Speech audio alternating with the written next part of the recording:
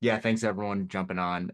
Usually or maybe I shouldn't say usually because the last few months we've kind of shifted this up, but the main intention is to go through features on these calls and kind of take a deeper dive into specific features. And we're going to do a little bit of that today, but we're going to jump out of specific features inside of CoachRx and we'll announce a couple of things that we have that we actually just launched that's technically inside of CoachRx, but it takes you out of CoachRx and kind of unlocks some education and some resources outside of the platform. Because hey, we are an education company at the end of the day, and we're always trying to identify where we can better educate and bring value to you guys that are inside of the platform. But I'll dig into that a few slides down the road here. But today we're going to be focusing on, as you can see, data. Okay, so topic is data to design. So what we're going to be discussing today is, or focusing on, is that metric feature that we have inside of CoachRx. So it's called FMEs. So we're going to talk about what that feature is and how to leverage it in and outside of the platform. So we'll break this into a few different sections. So we'll talk about the case to track data. So I'm going to give it my best effort to convince you guys that you should actually be tracking this data. And then I'm going to give it my best effort to convince you guys to track the data inside of CoachRx with the features that we have inside of CoachRx that make it a little bit easier for you guys to track and monitor and actually use that data in the platform. Then we're going to go outside of CoachRx and we're going to talk about this new resources and education page that we have, or let's call it platform that we built for you guys for CoachRx subscribers.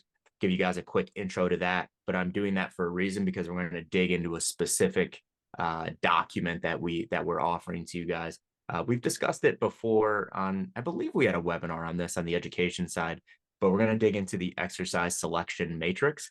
And we're going to talk about how we can look at the data that we're tracking inside of CoachRx and use or leverage that metrics outside of the platform to better deliver an individual design program to your client or your clients. And then we'll quickly walk through a sample program design. So all I wanted to do is show you guys, what does that look like in practice? And I'm not going to insult your intelligence and go through granularly A1, A2, 8 weeks of program design, but I just want to kind of show you how you can leverage that in real time inside of CoachRx. Before you dive forward, Carl, I know there's going to be a ton of questions about both the platform and then probably some of the education and the principles that you're sharing as well. We will make sure we leave time at the end of the webinar for Q&A. If you do have a burning question, you can pop it in the chat box. I'll endeavor to answer it by type, but otherwise we will make sure we get to it at the end of the webinar.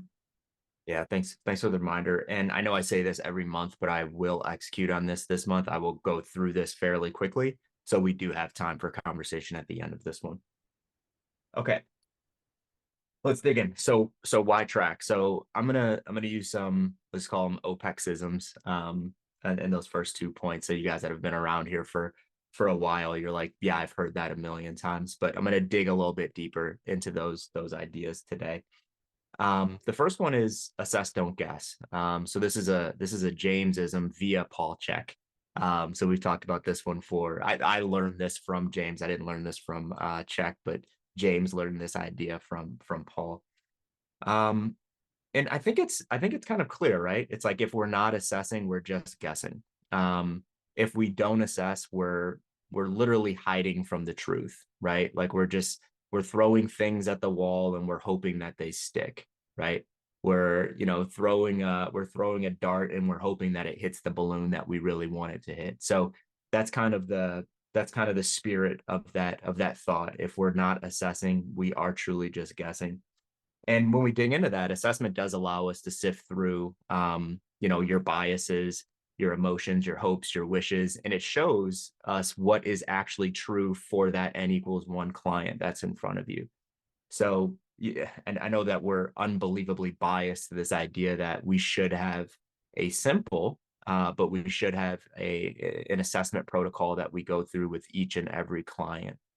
We get it. For some clients, it might be a little bit more robust if their goals are a little bit more robust and you really need to get into the weeds. But for most people, just assess and see where they are today. Because if we're not doing that, we are just guessing. The next piece is you cannot move what you do not measure. Okay. So this kind of gets to the heart of why assess. Okay. So if we don't measure progress, success, or simply what is moving forward, then we don't have a starting point. So if someone comes in and they're like, "Hey Georgia, I really want to get stronger in my close grip bench press." I don't think Georgia's just going to say, "Okay, let's do it," and just give this individual an 8 week close grip bench press improving program. What Georgia's probably going to do is she's probably going to say, "Okay, cool," and in her brain, because she's so intelligent, she's going to say, "Okay, where are you today? Okay, where are you today?" And she tests my close grip bench press. I'm at 116 pounds, and George is like, "Okay, that's our starting point. Okay, how am I going to move that forward? Okay, I know where it's sitting right now. Yes, Brandon, 116 checks out. I know where that close grip bench press is today. And then I need to improve upon that 116 pounds, which brings us to our next point. Okay. We get to pressure test our coaching, which is kind of scary for a lot of coaches. A lot of coaches are just like, no, no, no, no, no. Let's not. Well, it's not fair to say a lot of coaches. Some coaches are like, no, no, no. I don't want to get into that. I don't want to see the truth. I just want to give you program design and I just want to give high fives. That's all I care about. I want to give high fives and then I want to post on Instagram when a client has success. And I'm not going to talk about or even think about when I'm having a lack of success with clients. So assessment keeps us as coaches honest, humble, and grounded. Okay. So anyone can have a great looking program design on paper or inside of CoachRx, but how do we know if it's working or not working? I'm sure when I say that, like, close your eyes and think of a really good program design to increase that close grip bench press. I think we all kind of close our eyes and we think of something, right? We're thinking like, okay, let's use percentages, let's increase intensity over time, blah, blah, blah. But we don't actually know if that works for me, right? If Georgia gives that to me, she doesn't know if it's going to work unless she's constantly checking in on my progress. Okay. So she's pressure testing the program that she gave us or gave me that looked great on paper. And she's assessing in her head, am I giving Carl the right program design to move his close grip bench press north? Okay. So we can use assessment to understand if that program design is effective. Because at the end of the day, we should be looking for effectiveness over everything else. Okay. So I know we've said this a lot, and a lot of you know this, but some of the most effective program designs are the most simple program designs. Some of the most effective program designs are the most rudimentary looking program designs, where you look at it and you're like, anyone could design that. It's like, yeah, well, let's do it with that n equals one. Is it effective or not? Because we have to identify if something works or not versus its effectiveness as it relates to the goal. Okay, so we don't we I guess to wrap this whole idea up, if we're not assessing, we're just kind of going with the wind, right? We're throwing things at the wall and hoping that it moves that client forward.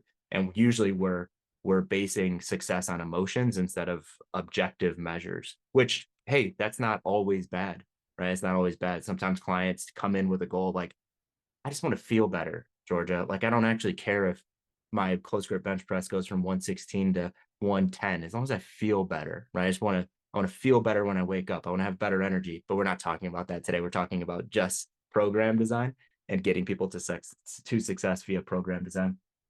Number two, you can't move what you do not measure. So to kind of wrap a bow on that, you don't know if someone's getting better or not if you don't know where they are. And I think we can all agree with that sentiment.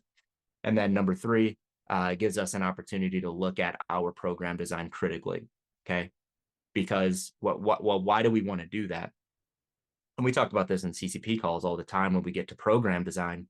And, we usually have a number of coaches, and I get it, but we usually have a number of coaches that are just like, I'm just not confident with my program design. I feel like I'm going to give my client the wrong program design. And then we kind of get into conversation. It's like, well, what happens if you give them the wrong program design and you identify that week two?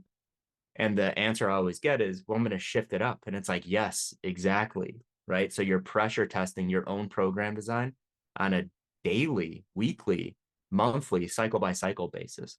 So tracking gives us the opportunity to do those things. Carl, thanks for that explanation. And it really does go both ways too, right? We use assessment as a means to ensure that our program design is effective and to pressure test our coaching and our program design skills.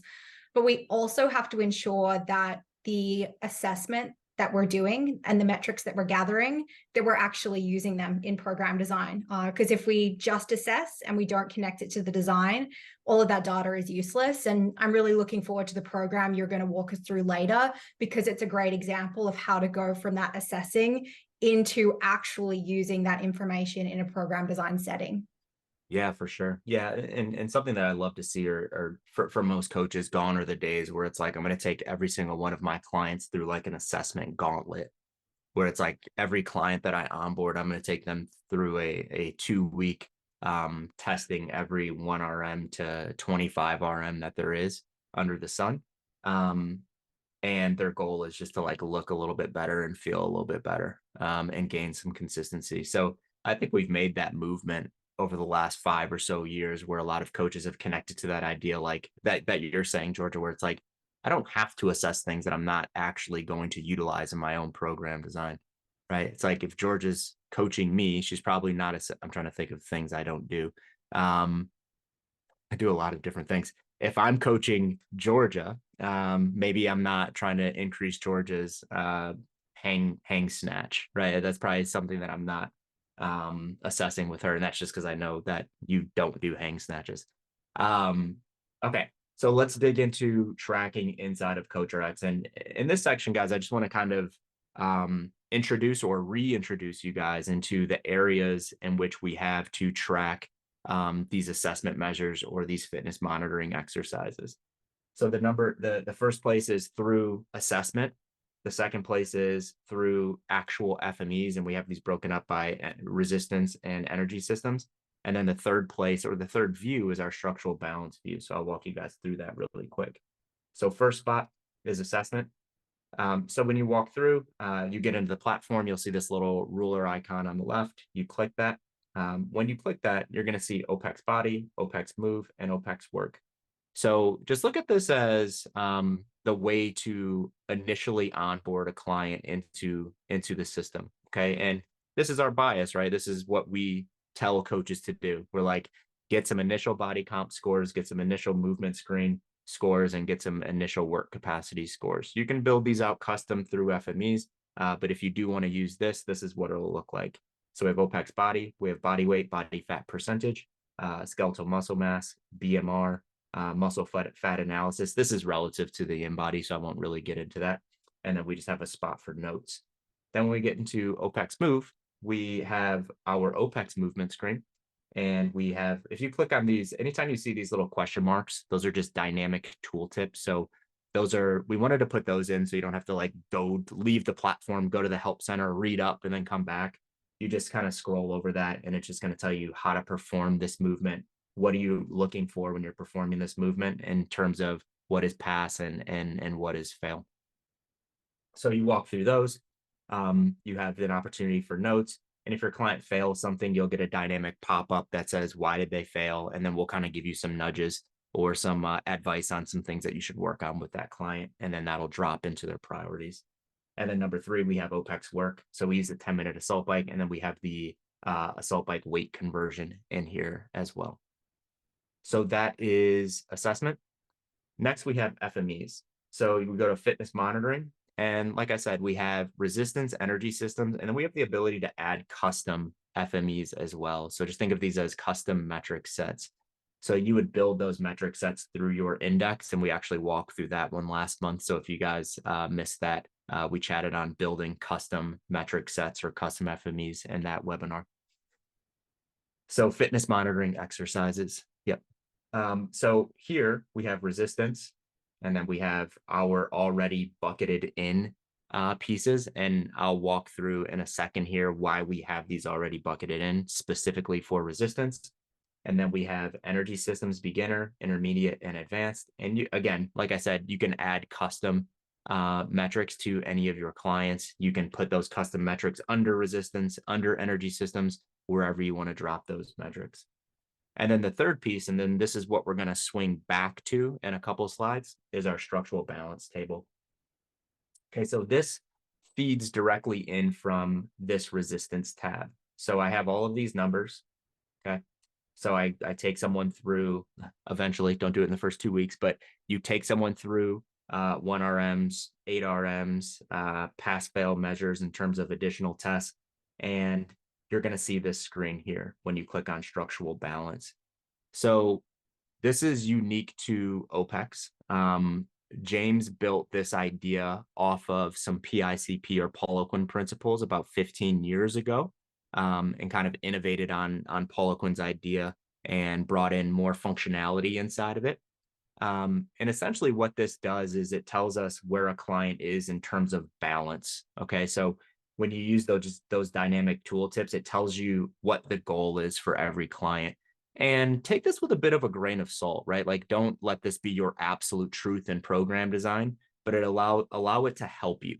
Okay, so if you have a client and the goal is to get better at Olympic weightlifting, right? I'm probably looking at back squat to front squat structural balance. And when I see, oh, they're 20% under, I'm probably looking at that and thinking, okay, I need to move that, right? Like, that's something I really need to focus on.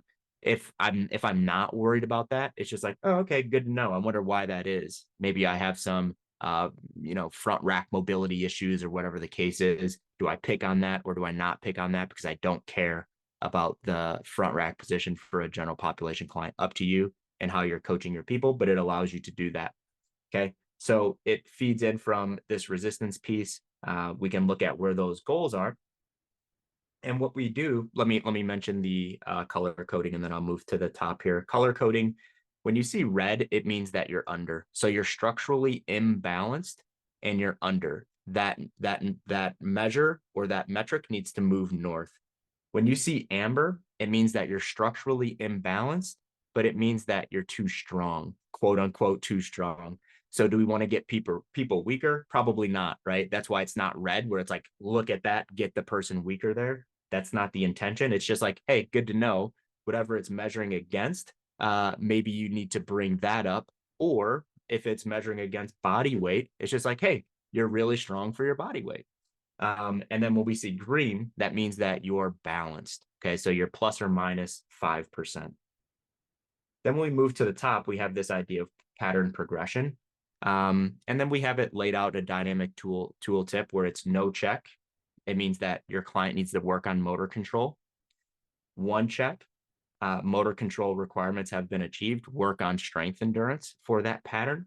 2 checks, strength endurance. 3 checks, all requirements have been met and your client is quote unquote structurally balanced.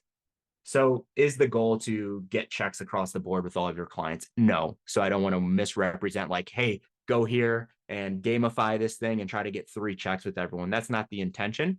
But when you look at this, just understand if someone has 0 checks, and we're going to swing back to that when we talk about the sample program design. If someone has 0 checks, that means that they don't have motor control in that pattern. I don't care what your goal is, you should acquire motor control with every single one of your clients. Sorry, I got distracted by Dominic saying my shirt is changing colors. Is that actually happening? I didn't see that. So, Okay. Dominic, you might want to get your eyes checked. It's the newness, the new color changing shirt. So that's the structural balance table. So I'm going to swing. I could spend 60 minutes just talking about this and kind of geeking out on, how we can leverage and utilize this in program design. I won't do that today, but we will swing back and talk about this when we move to the sample program design.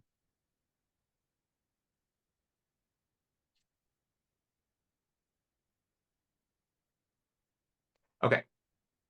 All right. Next piece. So I mentioned the that new resource that we had available. Okay. So we just launched this morning a new EDU, so education and resources page in CoachRx. So CoachRx subscribers now have access to this library, and I'll walk you guys through it really quick as I pull up our exercise selection matrix.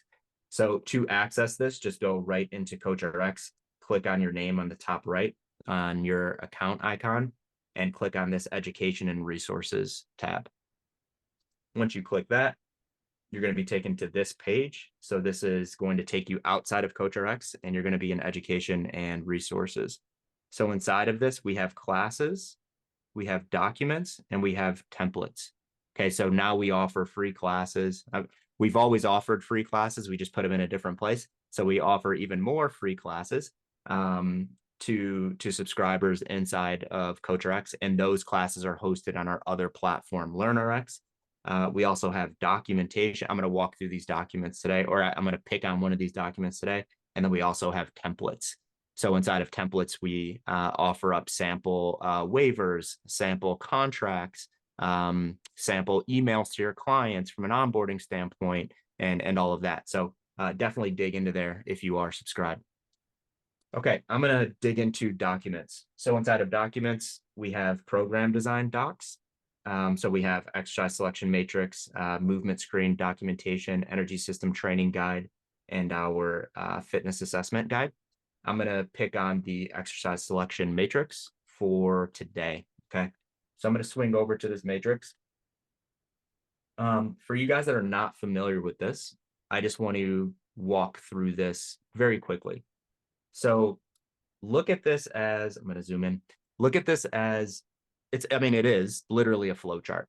Okay, so it's a flow chart of what you can do and when you can do it. The intention of this, and this is my daily hedge. The intention of this is to use it as a tool.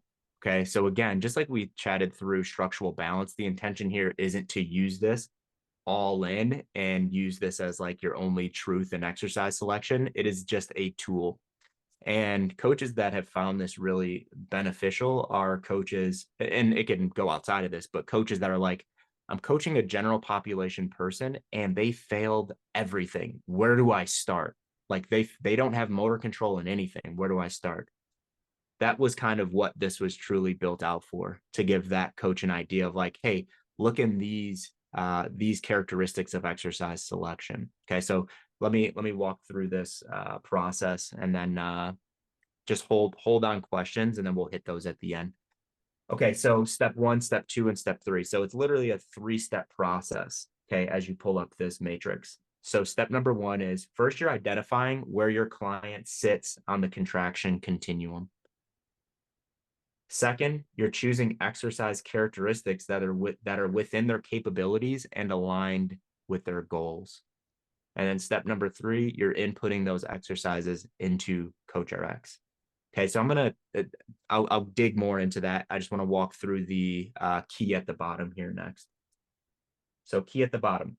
Okay, so flow chart, right? I answer yes, I answer no, and then I get a number based on what I answer, yes or no. So if I see the number 1, this means train motor control, and I need to choose exercises from learn. Okay. Again, I'll go back and explain that more specifically here in a second. If I get a 2, I can train motor control and or strength endurance. So I'm choosing exercises from learn and grow. Then number 3, number 4, and number 5 all correlate to what I should do in terms of where I'm choosing exercise selection from. So let me do this.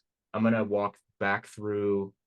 I'm just going to pull out one example from this structural balance chart. Okay. I'm going to make it really easy. I'm going to say, okay, let's say that this air squat said fail next to it. So they did not receive a passing score.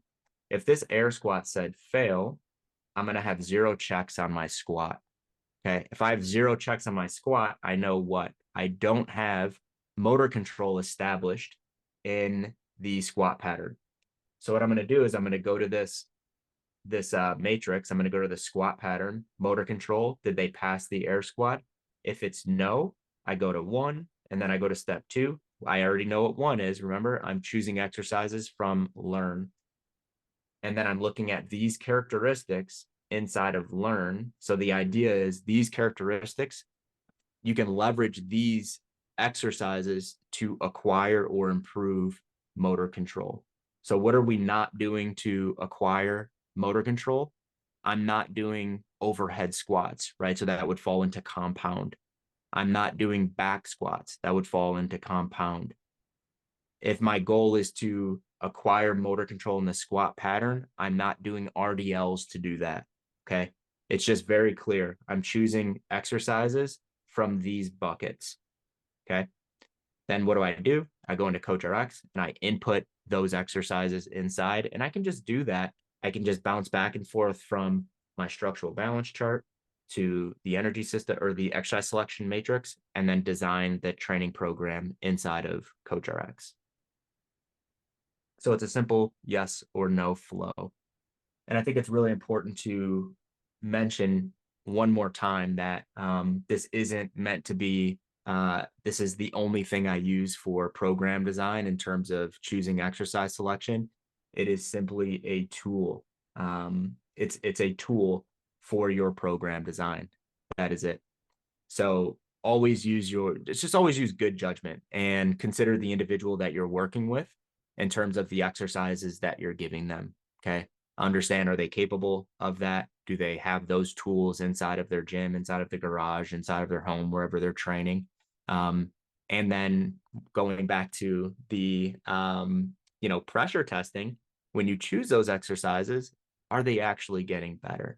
Okay. So kind of to go full circle on that idea, how would you know that they're getting better in that circumstance or in that instance? You reassess the air squat. Okay. So if you assess the air squat and you notice that the torso was falling forward and they were getting up, they were going up on their toes and their knees were kissing each other, and you choose RNT banded squats and you run them through a 4-week cycle, and then you reassess the air squat and it looks much better, like gold star, good job, keep going, right? If they got worse or stayed the same, don't keep going, don't keep doing the same thing. That's not working. You need to choose something else. Okay, so I hope that kind of goes full circle with you guys and makes a bit of sense there. Okay, so I'm going to end with this, and this is the sample program design. uh, i'm not going to I'm not going to dig too deep into this one, but you guys do now have access to this program as well. This is now a downloadable program. If you go to programs and you click the download program toggle, the program will be called Acquiring Motor Control. Okay. So what we wanted to do is we wanted to give you guys an example of someone that does not have motor control in the squat, the core, and the pull patterns. Okay, so we kind of walk you through here. Okay, this is what we're focusing on. This is the cycle type. This is what the training split looks like. And this is what we're doing Monday, Wednesday, and Friday. And then we put stars to note priority exercises. Okay, so when you see stars, when you dig into this program, know that that is meant to move something. Okay, so when you see stars next to a squat pattern, the goal there is to improve motor control in the squat. So we're utilizing that exercise to do so. Where did we get that exercise? We got that exercise from the characteristics inside of the exercise selection matrix. Okay. So just walking through a few of those, you'll notice on day 1, week 1, we have the counterbalance squat, slow tempo, 8 to 12. It's starred. There's some context given to that client. Okay. So what we don't want to do is say, okay, especially for you remote coaches, in person, you guys are good because you're there and you're seeing this client actually go through that movement.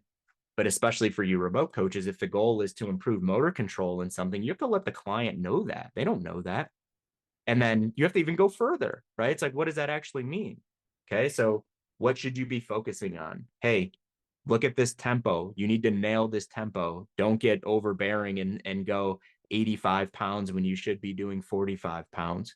Or in my close grip bench press example, if my 1RM is 116, I'm not trying to do 110 at tempo for 8 to 12.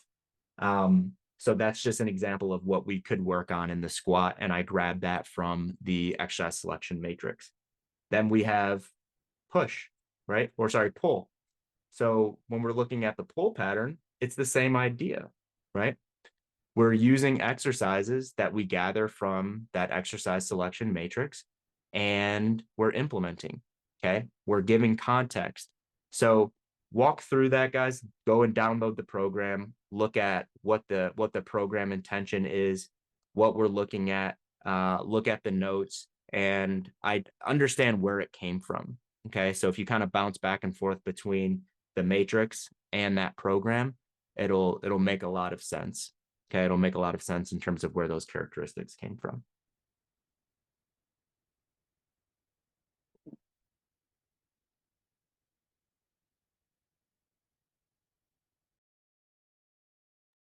Shall I jump on in now, Carl? Yeah, I switched the screen and I'm like, Georgia knows what to do. No, but I'll close it. I should have closed it. So I know that was a ton. I know that was a ton. The intention was to get through that in 30. We did that. So now we have 30 to kind of bounce back and forth and go through some Q&A and have some conversation on that. Cause I know I just kind of fire hosed a bunch inside of one quick webinar.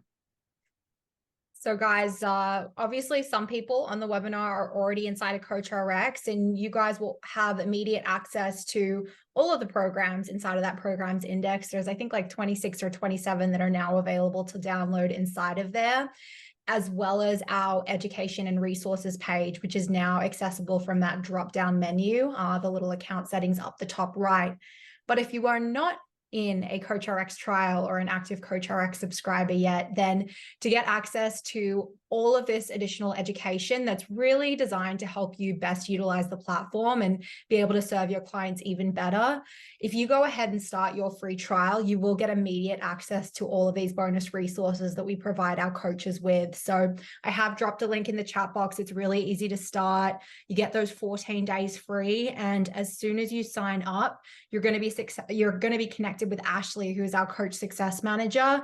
And she's really there to provide any additional support and help as you're getting yourself onboarded so that you can learn and understand our systems.